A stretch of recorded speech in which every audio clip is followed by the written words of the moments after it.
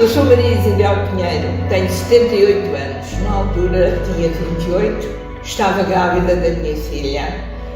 E quando isto tudo começou, foi um barulho enorme que nós, eu e o meu marido, que estávamos a dormir, nas traseiras do prédio.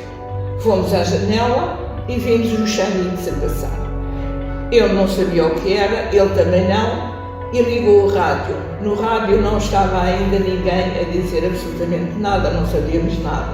Estava na hora de ir trabalhar, comecei a descer as escadas, fui apanhar o transporte, que era o elétrico, fui até ao Corpo Santo, mas quando passei na Praça do Comércio, estava tudo cheio de chainitos.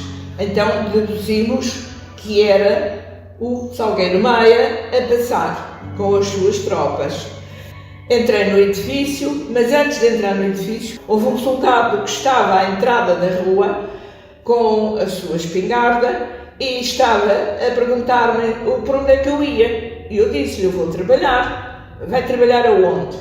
Aqui ao cimo da rua, ao pé das escadinhas. Está bem, então pode passar. Passei e vi outro chamito ali encostado. Quando esse chamito encostado estava a apontar, portanto, o cano do chamito estava a apontar para o edifício da PID.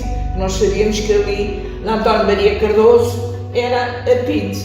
Portanto, era ali que estava a Direção-Geral de Segurança.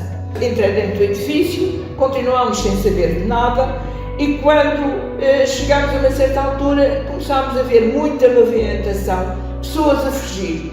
E essas pessoas também, coitadas, viram aquilo tudo tão revoltado, tanta coisa, mas ninguém sabia ainda dizer o que era, como é que foi, o que é que aconteceu.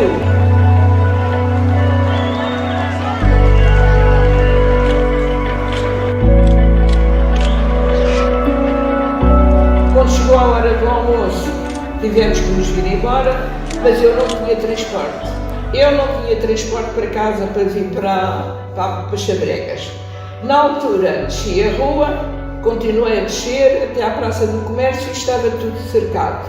Na altura, então, eu pedi a boleia, mas ninguém me dava boleia porque eu estava grávida. E com a gravidez ninguém dá a boleia a ninguém por causa de, portanto, certas situações.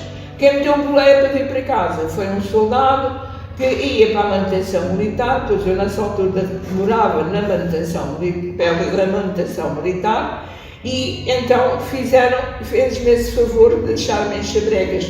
O 25 de Abril será sempre para mim o grande dia da liberdade.